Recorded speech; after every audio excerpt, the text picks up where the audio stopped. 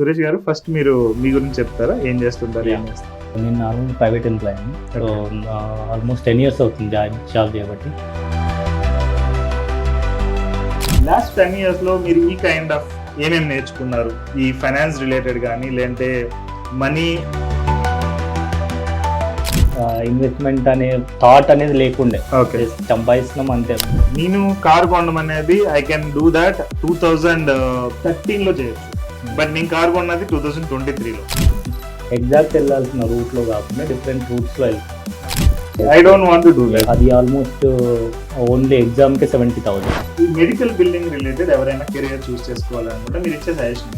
Medical కోడింగ్లో అయితే చాలా ఆపర్చునిటీస్ ఉంటాయి.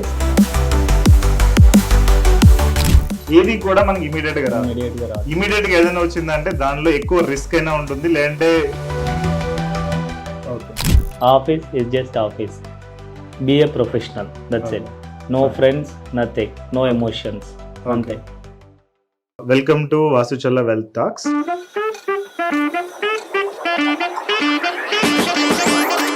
ఈ రోజు మనం ఏంటంటే మల్టిపుల్ థింగ్స్ అనేది డిస్కస్ చేస్తాము. ఒకటి మనీ రిలేటెడ్, రెండు ఏదైనా బిజినెస్ రిలేటెడ్, మూడోది ఏదైనా మీ పర్సనల్ గా మీరు ఏమైనా షేర్ చేయాలనుకుంటే వ్యూవర్స్ కి అది కూడా మీరు షేర్ చేయొచ్చు. ఏదైనా కానీ పీపుల్ కి యూజ్ అయ్యేటట్టు మనం ఈ టోటల్ కంటెంట్ అనేది ఉంటుంది అన్నమాట. సో సురేష్ గారు, ఫస్ట్ మీరు మీ గురించి చెప్తారా? ఏం చేస్తుంటారు? ఏం చేస్తారు? నేను నార్మల్ ప్రైవేట్ ఎంప్లాయీ అండి. సో ఆల్మోస్ట్ 10 years అవుతుంది జాబ్ చేయబట్టి. అక్కడే అమీర్పేటలో స్టార్ట్ చేశాను వర్కింగ్. దాని తర్వాత కంపెనీ చేంజ్ అయింది. ఆల్మోస్ట్ ఇప్పుడు జూబ్లీ హిల్స్లో ఉంది company. It's a medical coding company అనమాట. I'm manager currently. I'm working as a manager. So almost 10 years అవుతుంది. But happy kine I'm happy kine member since 2022 July. So it's been almost 2.5 years. 2.5 years. So happy కైన్తో 2.5 years journey నాది. Nice. So almost అంటే పర్సనల్గా ఎప్పుడు కలవడానికి chance రాలేదు కాబట్టి మీతో కలవడానికి ఎప్పుడు ఛాన్స్ వచ్చినా నేను ఇమ్మీడియట్గా రావడానికి రెడీగా ఉంటాను అనమాట. ఆన్లైన్లో కలవడం, తర్వాత ట్రైనింగ్ తీసుకోవడం అవన్నీ డిఫరెంట్, డైరెక్ట్ వచ్చి కలవడం డిఫరెంట్. సో డైరెక్ట్ డిస్కస్ చేసినట్లు ఉంటుందని సో డైరెక్ట్ రావడం జరిగింది. Good, nice to see you.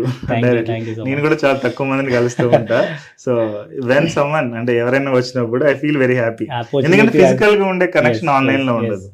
But నా ప్రాబ్లం ఏంటంటే నేను multiple like hundreds of the people కి ఒకేసారి ట్రైనింగ్ ఉంటుంది కాబట్టి కలవలేము, ఈవెన్ కలిసినా మాట్లాడలేము కూడా. సో డీప్ గా తెలియదు. Okay, good. Anyhow, we connected. Thank you so much for coming here. Thank you.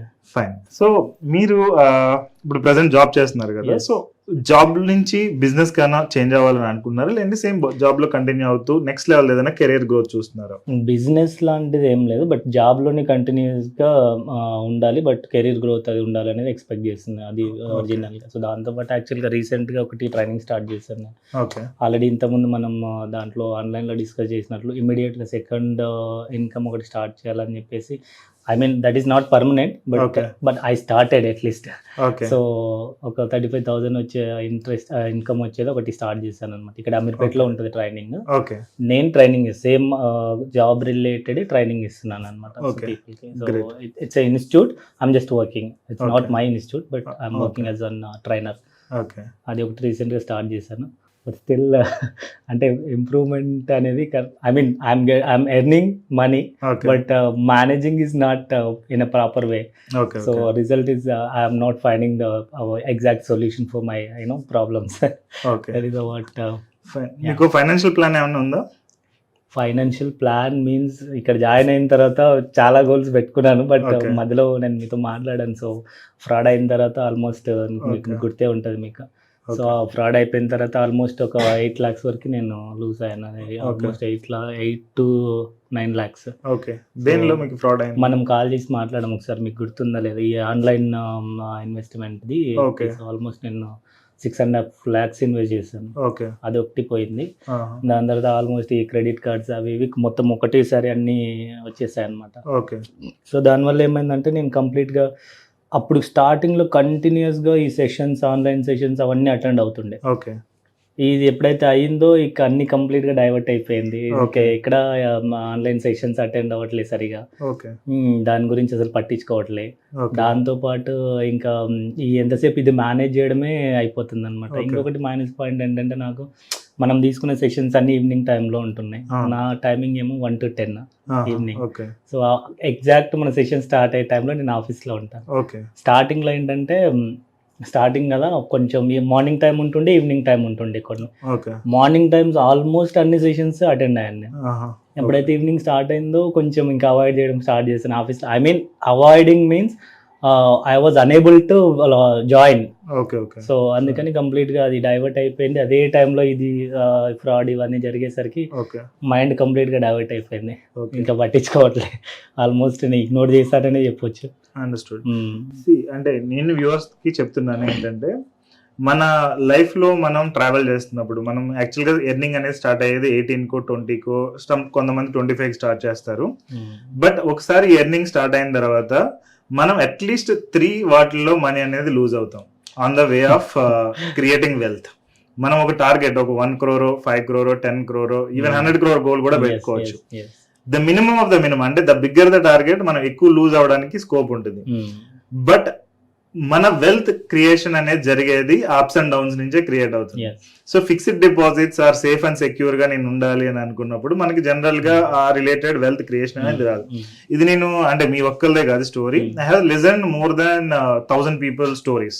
అంటే మన ఆల్రెడీ సిఆర్ఎం డేటాని చెక్ చేసుకున్నా గానీ 6000 పైగా పీపుల్ డేటా ఉంటుంది. సో పీపుల్ ఎందులో లూజ్ అయ్యారు ఏంటంటే కనుక, కొంతమంది నెట్వర్క్ మార్కెటింగ్ లో లూజ్ అవుతారు, కొంతమంది ఏదైనా ఫ్రాడ్ ఇన్వెస్ట్మెంట్స్ లో లూజ్ అవుతారు, కొంతమంది స్టార్ట్అప్ వీటిలో ఫ్రాంచైజీస్ లో పెట్టి లూజ్ అవుతూ ఉంటారు. కొన్నిసార్లు ఏంటంటే ఫ్రెండ్స్ కు రిలేటివ్స్ కు డబ్బులు ఇస్తారు, వాళ్ళు మళ్ళీ దానికి బ్యాక్ ఇవ్వరు.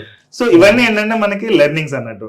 సో మనం అంతా బానే ఉంటుంది, అంత బానే జరుగుతుంది. సడన్ గా ఎక్కడో చోట ఒక బ్రేక్ వస్తుంది.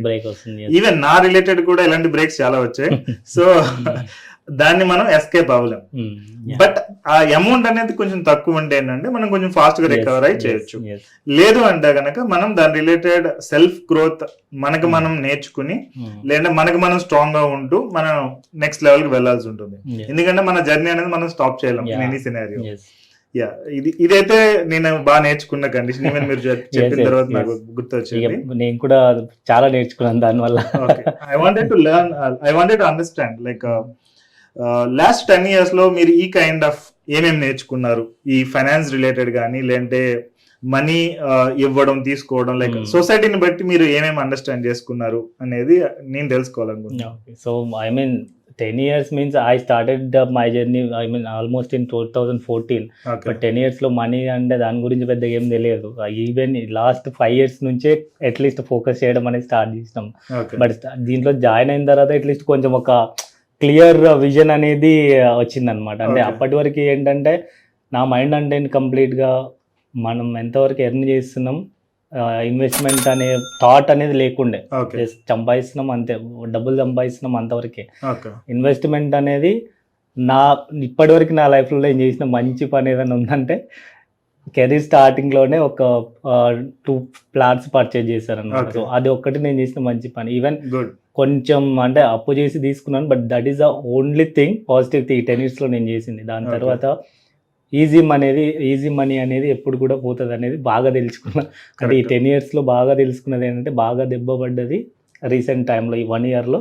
అప్పటి వరకు ఏంటంటే ఫ్రీగా అలా మూవ్ అవుతున్నది, ఎలాంటి ప్రాబ్లమ్స్ అనేది లేదు, ఫ్రీగా ఉన్నాం, ఎంజాయ్ చేస్తున్నాం అంతే. ఇన్వెస్ట్మెంట్ థాట్ లేదు, అలా అని డబ్బులు పోయే సిచ్యువేషన్ రాలేదు, డబ్బులు సంపాదించలేదు, పోగొట్టుకోలేదు, అలా ఫ్లో ఉన్నది.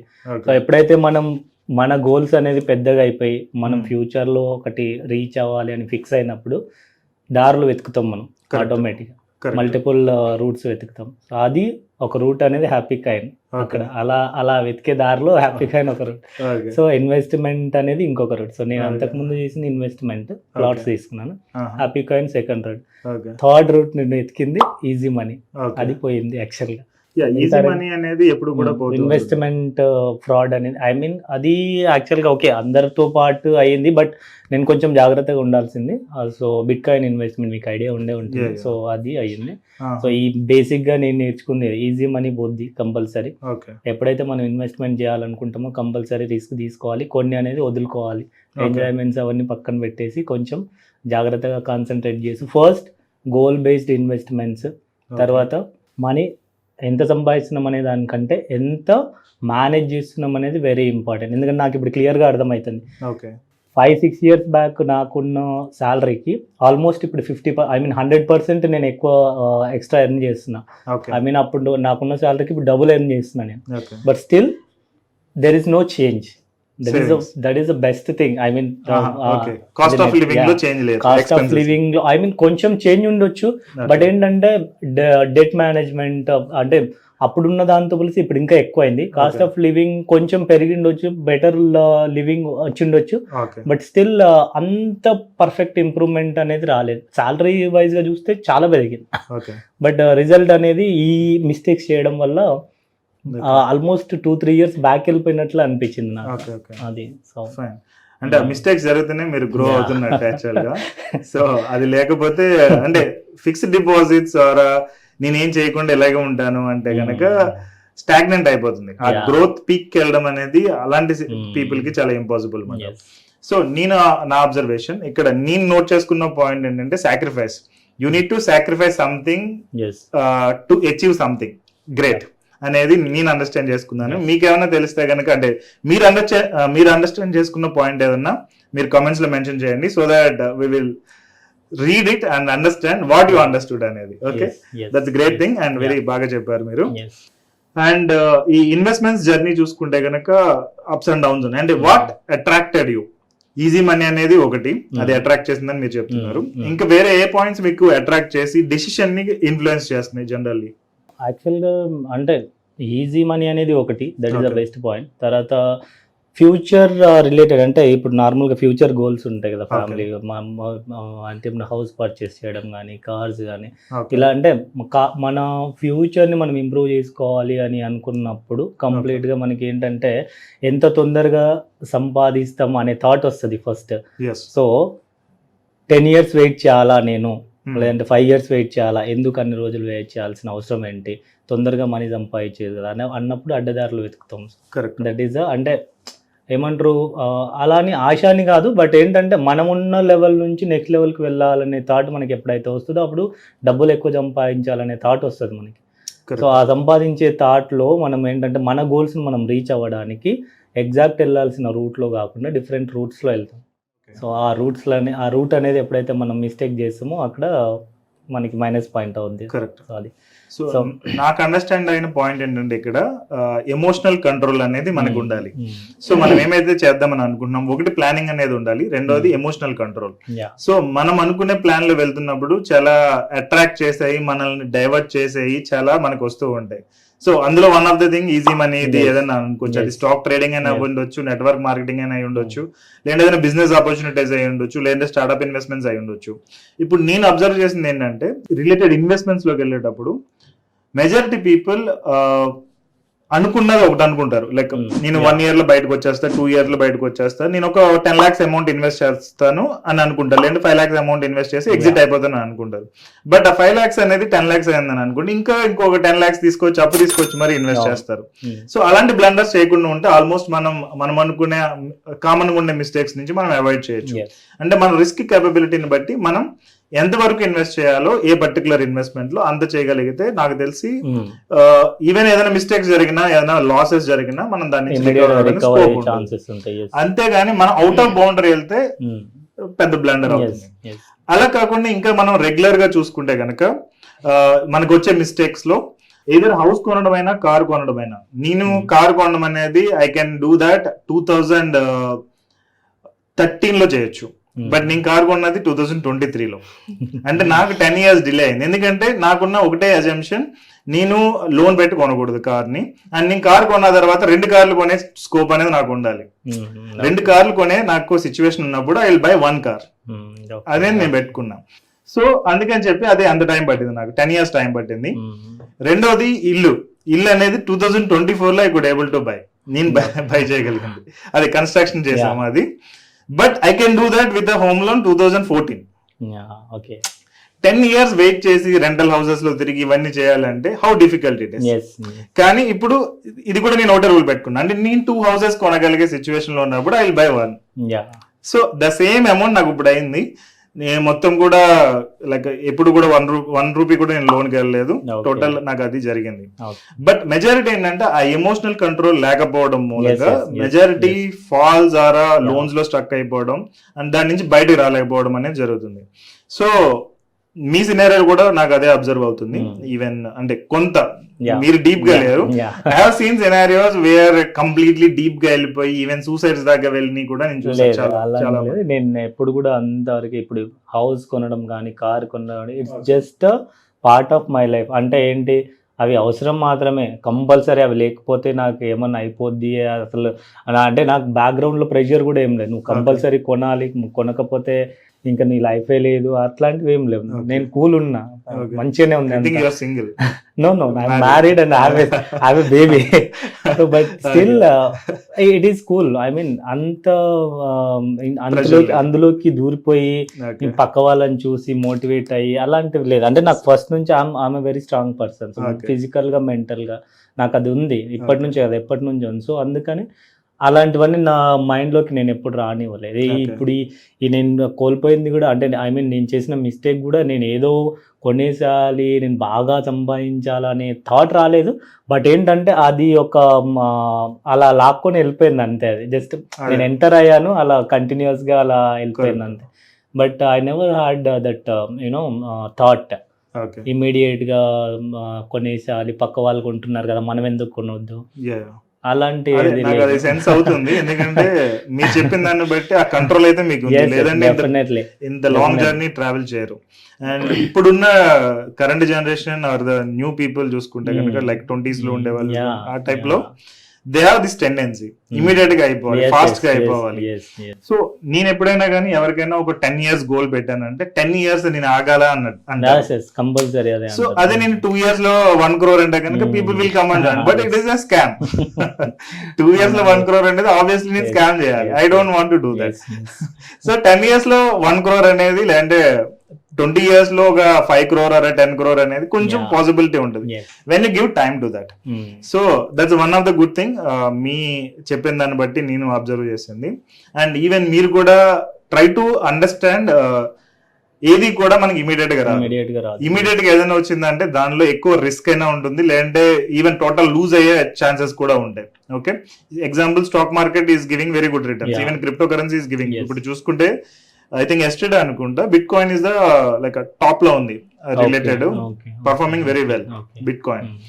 But at the same time bit coin లో డబ్బులు లూజ్ అయిన వాళ్ళు చాలా మంది. సో మనకి ఇక్కడ suitability of the financial product కూడా చాలా important. It is like a shirt are a pant.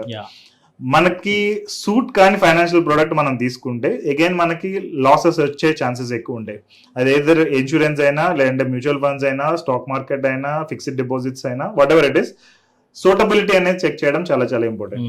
Yeah, that's good thing and that I can learn.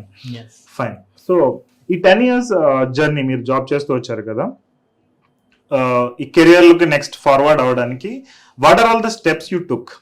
Like job లో మీరు గ్రో అవ్వడానికి మీరు ఏమేమి చేస్తున్నారు, ఏమేమి నేర్చుకున్నారు, లేదంటే ఆఫీస్ లో ఏదైనా మీరు మేనేజ్మెంట్ రిలేటెడ్ ఏదైనా అదర్ యాక్టివిటీస్ లో ఇన్వాల్వ్ అవ్వడమా, లేదంటే ఎక్స్ట్రా ఏమైనా చేయడమా, ఓవర్ టైం చేయడమా, ఏదైనా చేస్తూ కెరీర్ గ్రోత్ అవ్వాలి అంటే ఏదైనా సజెషన్స్ ఉన్నాయా? ఎందుకంటే వ్యూవర్స్ అనేవాళ్ళు చాలా మంది జాబ్స్ చేసే వాళ్ళు ఎక్కువ ఉంటారు. డెఫినెట్. అంటే నార్మల్ గా నా ప్రొఫెషన్ ఏదైతే ఉందో దానికి సంబంధించి కంపల్సరీగా నెక్స్ట్ స్టెప్కి వెళ్ళాలి అంటే దానికి సంబంధించిన అడిషనల్ సర్టిఫికేషన్స్ ఏవైతే ఉంటాయో అవి కంపల్సరీగా మనం చేయాలి.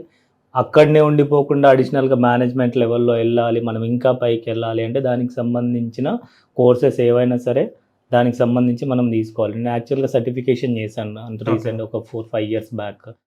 అది ఆల్మోస్ట్ ఓన్లీ ఎగ్జామ్కి 70,000, జస్ట్ ఓన్లీ ఎగ్జామ్కి 70,000. అది 2 attempts ఉంటాయి.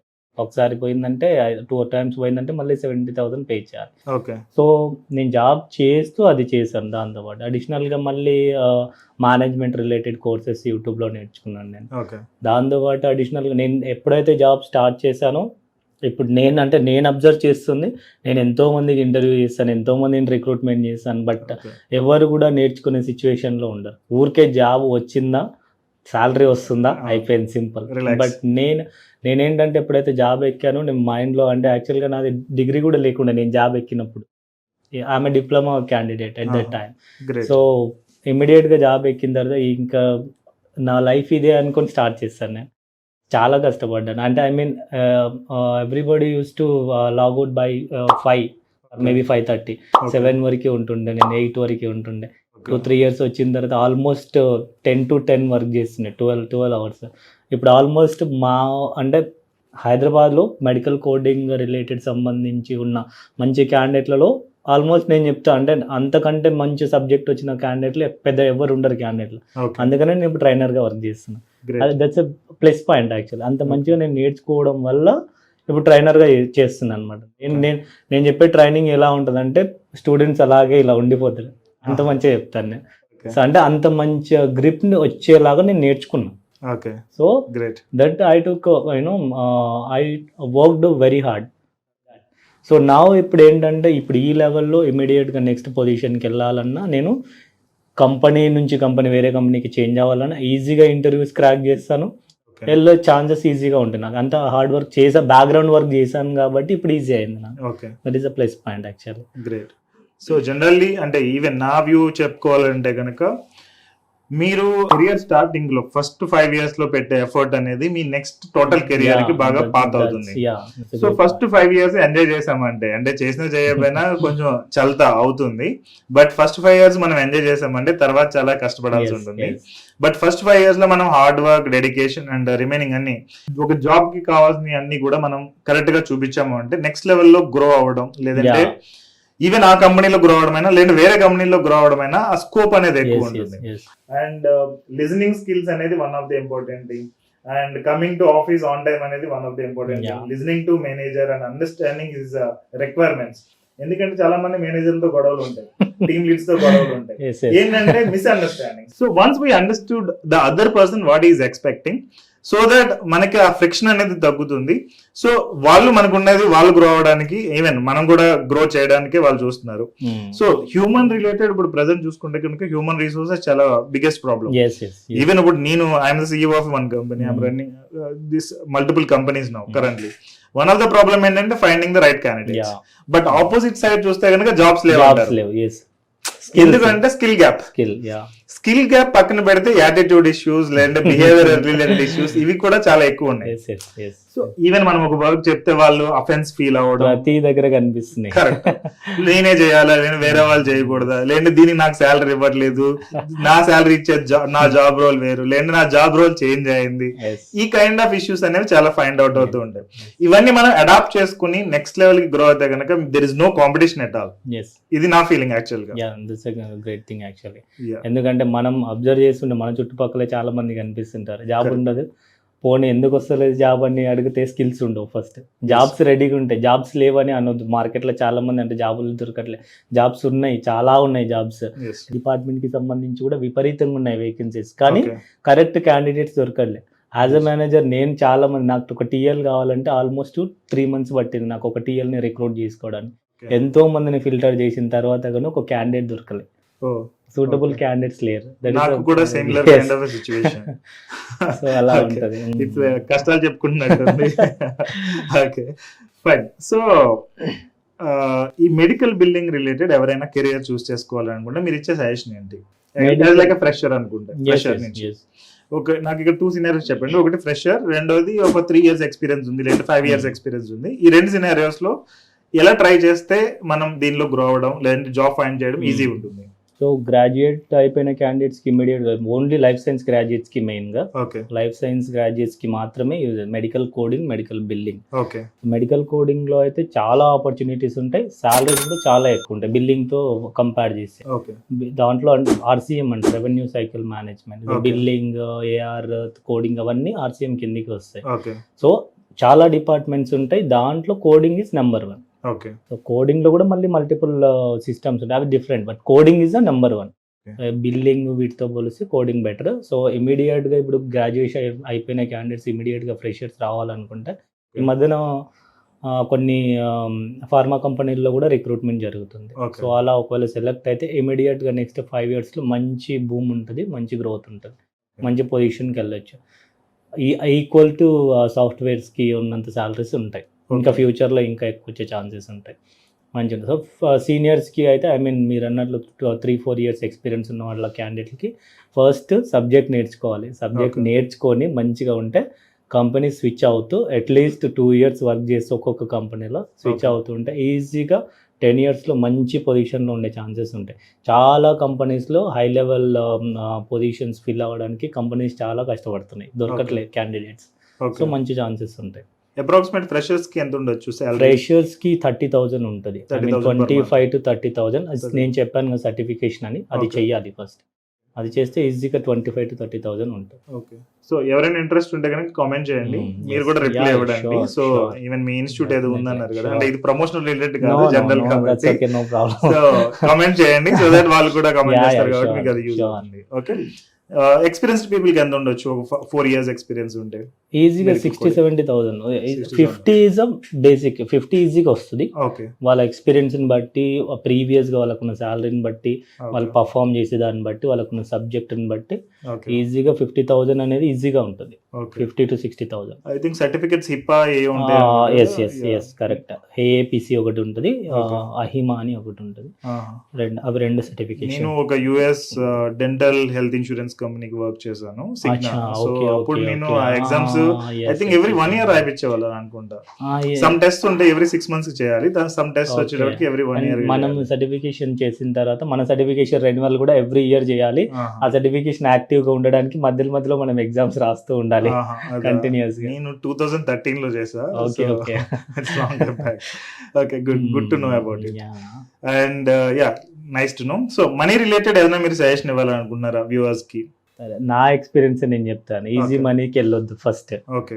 ఆన్లైన్ లో చూసి, వాట్సాప్ లో చూసి, చాటింగ్ చేసి, ఇన్వెస్ట్మెంట్ చేసి సేమ్ డేలో డబుల్ మనీ ఇస్తాం, ట్రిపుల్ మనీ ఇస్తాం అని ఎవరైనా చెప్పినా ఇమీడియట్ గా యాక్సెప్ట్ చేయదు, first thing. And have patience, that is the second thing.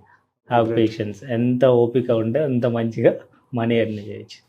Thing. And ఎంత తొందరగా ఇన్వెస్ట్మెంట్ స్టార్ట్ చేస్తే అంత మంచిది. That is the best thing. Three things I can say. Correct. And everyone must have a financial plan. ఇదైతే నేను చెప్తాను. ఎందుకంటే financial plan లేకుండా if you don't have map, you can't travel anywhere. Yes. And journey అనేది long అయిపోతుంది. ఇక్కడ నుంచి నేను వరంగల్ వెళ్ళాలి, మ్యాప్ లేకపోతే మామూలుగా నాకు ఒక 4-5 hours పట్టేది. మ్యాప్ ఉంటే మేబీ ఒక 2 hours లో వెళ్ళిపోవచ్చేమో. So that's the difference. Yeah, good. First destination తెలియాలి. అంతే. డెస్టినేషన్ తెలియాలి, రూట్ ఆటోమేటిక్గా మీరు వెతుక్కుంటే వెళ్తారు. బట్ డెస్టినేషన్ తెలియనప్పుడు ఏ రూట్లో వెళ్తారో తెలియదు. Correct. Fine. And relationships related మీరు ఏమైనా అడ్వైజ్ ఇవ్వాలనుకుంటున్నారా? Either maintaining a friend or even boss తో రిలేషన్షిప్ అయినా, లేదంటే wife or kids or whatever, ఏదన్నా ఆ రిలేటెడ్? అంత ఎక్స్పీరియన్స్ లేదు, బట్ ఆఫీస్లో మాత్రం ఎలాంటి ఫ్రెండ్స్ రిలేషన్స్ ఉండకూడదని నేను సజెస్ట్ చేస్తాను. Okay. Office is just office. Be a professional. That's it. No friends, nothing. No emotions. అంతే. That I can say. Professionalism అనేది అంతే కంపల్సరీగా మెయింటైన్ చేయాలి. అంతే. నువ్వు ఫ్రెండ్ అన్నావంటే అసలు అనొద్దు, ఫ్రెండ్ అనే ఛాన్స్. అంతే. అసలు ఫ్రెండ్ జోనే ఉండొద్దు ఆఫీస్ లో. Simple. Professional. Be a professional. That's it. అయిపోయిన వరకు వెళ్ళిపో. Simple. Okay. Be on time and go on time. అంతే. Great. So yeah, that's good thing. Nice talk to you. So yeah, that's it from my side, and thank you so much for coming. Thank you for I think viewers could inga related questions unte please comment here so that he will reply, and even na related evana unte nenu kuda reply ivadan try chestanu. Okay, wish you all the best. Have a great day. We'll meet again next. Thank you. Yeah, thank you so much.